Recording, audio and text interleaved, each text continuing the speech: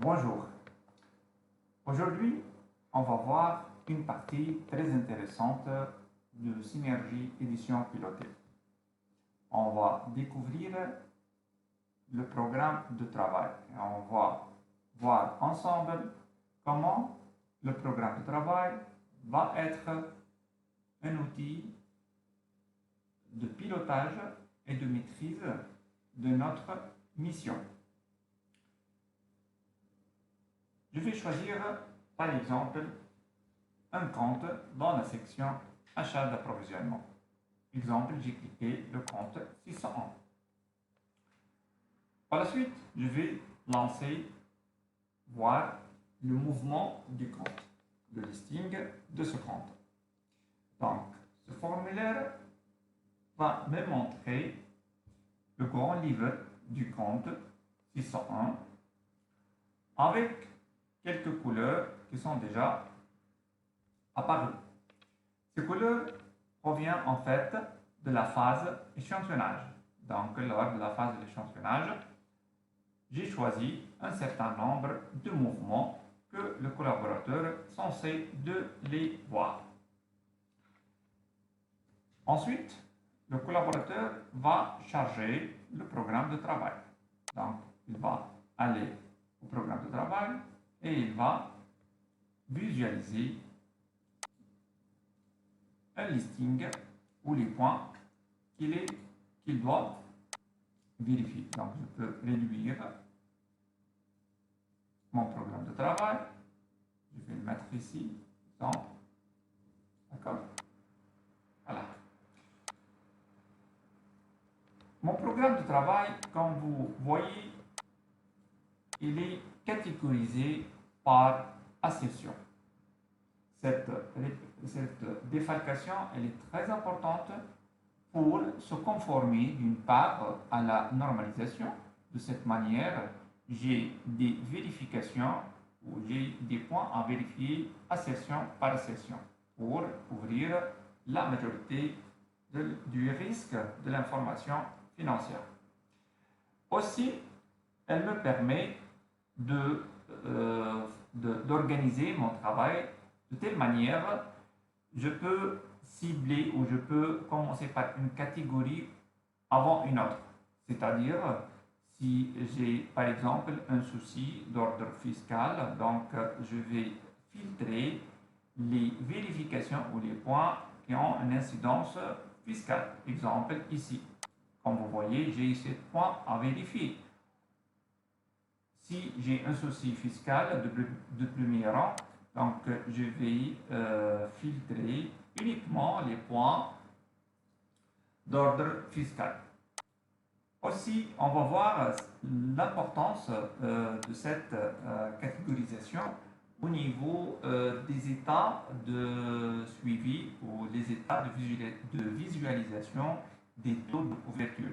Car j'ai un tableau de bord des statistiques qui vont me montrer le degré d'application de mon programme de travail. Comme vous remarquez aussi avec cette approche de synergie édition pilotée, le programme de travail il est en parfaite articulation avec le travail effectué. C'est-à-dire, ce n'est pas comme généralement comme la majorité des gens ayant un listing de programmes de travail et par la suite ils vont effectuer le travail sans avoir une liaison scientifique, une liaison concrète entre le programme de travail et le travail effectué. Autre chose très importante dans le plan de travail dans Synergie Édition Pilotée, c'est que pour chaque point à vérifier, pour chaque condition à vérifier, j'ai la possibilité de développer le source d'informations d'où elles viennent. Et cette manière va me permettre de consolider mes connaissances, d'intégrer toute ma bibliothèque documentaire dans mon programme de travail. Exemple, j'ai le point, la dernière point de vérification. Exemple, la TVA n'est pas déductible. Je vais vérifier si la TVA relative aux voitures de tourisme a été constatée parmi les TVA déductibles ou non. Donc, cette condition, elle provient d'une source, d'un support juridique. Je vais voir ce support. Donc, lorsque je vais cliquer ici, donc une fenêtre va apparaître pour me donner le support juridique ou le texte juridique d'où elle vient. Donc, cette fenêtre, j'ai un champ descriptif que je peux décrire sommairement le point, comme aussi j'ai tout le support en PDF, en fichier électronique. Ici, voilà, nous lisons dans l'article 10 expressement comment est formalisé cette condition dans le code. Donc, mon programme de travail va être vraiment le synthèse, le résumé de tous les textes juridiques, de toute la réglementation, de toutes les diligences que je dois exercer sur les comptes à auditer. Ok, donc maintenant on va commencer le travail. Donc, exemple, donc je vais vérifier la première condition.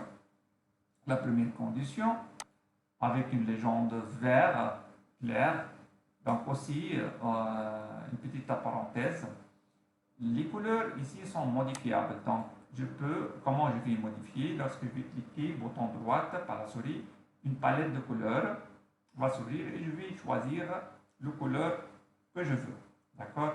Aussi, il y a une condition que le système va refuser une couleur qui se répète. Ici, pour s'assurer que je n'ai pas une légende commune pour deux vérifications ou deux listings en même temps. Donc, je vais vérifier ici la condition numéro 1, vérifier que les factures d'achat existent et bien numérotées. Donc, je pointe sur la ligne et je vais cliquer tout simplement sur la légende. Vous voyez que le carreau qui prend le couleur vert. Donc ici, la condition est vérifiée, la vérification est effectuée, et ainsi de suite. Donc, je vais continuer. Je vais sauter cette ligne. Je vais vous dire pourquoi. Je vérifie cette condition, oui. D'accord? Ainsi de suite. Donc, juste, je clique sur la ligne et par la suite, je clique sur la vérification effectuée. De cette manière, une liaison directe est effectuée entre le mouvement qui existe dans le compte et la vérification que j'ai faite. Je retourne à la ligne numéro 3, le mouvement de 144 dinars. Ici, par exemple, je ne l'ai pas trouvé classé. Donc, une condition non accomplie. Pour les cas où lorsque je ne trouve pas ces deux conditions, comment je vais faire? Donc, je ne vais pas pointer, c'est tout à fait normal, mais je vais aller ici, ce qu'on appelle le déclencheur. Je vais réduire le programme de travail. Je vais cliquer sur le déclencheur. Je vais cliquer sur le déclencheur. Qu'est-ce que je vais trouver? Je vais trouver un formulaire qui va me donner la main pour mentionner l'impact de l'absence de cette condition. Ou là, ici, l'impact de ne pas trouver la facture. L'impact comptable, comme aussi l'impact fiscal. Et ça va de soi, c'est la répercussion au niveau de décompte fiscal. Autre chose très importante, ici, il y a ce qu'on appelle la machine à écrire. Donc, au niveau point soulevé, ici, comme vous voyez, cette colonne a été automatiquement remplie. Comment on a mentionné, comment on a écrit, avec quelle référence. Donc, vous trouvez la première chose ici. Donc, je retourne. Voilà, c'est ici, c'est cette ligne, cette deuxième ligne. La première chose, la machine a mentionné la date de l'opération. Donc, c'est le 30 janvier. Comme vous voyez, c'est le 30 janvier. Par la suite, avec la séparation se fait par le tiré bas de 8. Donc, toute séparation par le tiré bas 8, ça veut dire un changement d'information. Donc, la première information, c'est la date. Ensuite, c'est le journal. Ensuite, c'est le numéro de pièce. Ensuite, c'est le libellé. De cette manière, toute personne, lorsqu'il va lire l'anomalie, il peut facilement savoir elle provient de quelle ligne, de quelle source du compte. D'accord? Voilà. Et je vais dire ce montant, donc lorsque je n'ai pas trouvé, normalement, elle a une incidence comptable. Je vais supprimer, je vais éliminer cette charge. Donc, elle a une incidence comptable, elle va ajouter au résultat comptable 144 dinars. Et au niveau fiscal, c'est la même chose. Donc, il y a un impact sur le résultat fiscal. Le résultat fiscal va être augmenté de 144 dinars. Et la présentation de cette anomalie au niveau des comptes fiscaux, je vais directement le mentionner parmi ce listing, parmi les cas d'intégration. Donc, je vais choisir par exemple ici l'intégration. Je ne sais pas s'il y a une mention ou un intitulé adéquat à cette anomalie. Comme cette liste il est modifiable, donc c'est à titre indicatif qu'il existe ici que je peux la modifier. Donc ici, donc, je n'ai pas trouvé, ou bien autre intégration. Je vais choisir cette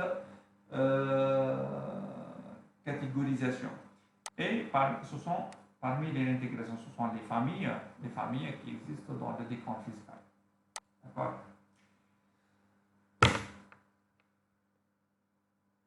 Voilà, donc les anomalies que je l'ai trouvées, elles sont mentionnées dans ce déclencheur, dans cette feuille, ce qu'on appelle, c'est la feuille du collaborateur. Elle est pratiquement automatiquement remplie et avec lequel on va voir par la suite que la liste des anomalies va être présentée dans un état de synthèse de telle manière je peux rapidement connaître toutes les anomalies décelées par les collaborateurs compte par compte et section par section. Autre chose à dire dans cette partie, si je vais proposer une écriture de correction, donc je vais cocher ici et je vais mentionner le numéro d'écriture. Bon, je vais attirer votre attention sur cette partie. D'accord? Qu'est-ce que je lis ici? Ici, la première chose, il y a une information provienne de la partie les erreurs tolérables. Donc, pour cette section, il lui a été alloué un seuil tolérable de 733 dinars. Lorsque j'ai trouvé une erreur et que je n'ai pas proposé une écriture, un compteur va m'informer, va me signaler combien il me reste par rapport à ce stock de seuil tolérable. Donc ici, il a pris en considération de 144 dinars pour me dire qu'il me reste sur la section 589 dinars. Donc, je peux accepter encore des erreurs à condition que je ne dépasse pas cette seuil tolérable. Mais si je vais cocher la colonne proposition d'écriture, ça veut dire qu'il y a une écriture proposée et certainement elle va être acceptée par le client. Donc, il ne va pas tenir en compte, on va pas tenir en compte dans la consommation de cette erreur tolérable. Voilà. Ici, pour être en parfaite adéquation avec la normalisation et avec la démarche d'audit qu'il faut l'appliquer. Voilà. Donc, je ferme. Donc, je continue les vérifications. Une fois j'ai terminé, donc je vais passer à notre compte. Autre chose qu'on peut dire dans ce vidéo de formation, que j'ai aussi des pop-up ou des petites fenêtres que je peux les créer pour mentionner une information narrative. Exemple ici, donc lorsque je vais cliquer, lorsque le curseur devient en icône cliquable, donc je clique ici, donc je vais mentionner quelques commentaires, quelques points. Exemple ici, donc je peux dire que facture date avec date illisible. D'accord? Voilà. Juste une information. Une fois j'ai généré un commentaire, donc un signal, une couleur, une petite flèche apparaît rouge pour dire pour n'importe quel lecteur qu'il y a une petite observation pour cette ligne. D'accord? Aussi, autre chose, je peux filtrer le compte, filtrer au lieu d'avoir l'exhaustivité des mouvements, je peux tout simplement, par exemple, filtrer les lignes à auditer. Ici, il me dit pour le filtre colonne onglet accueil. Donc, je vais aller accueil, filtre. Donc, ici,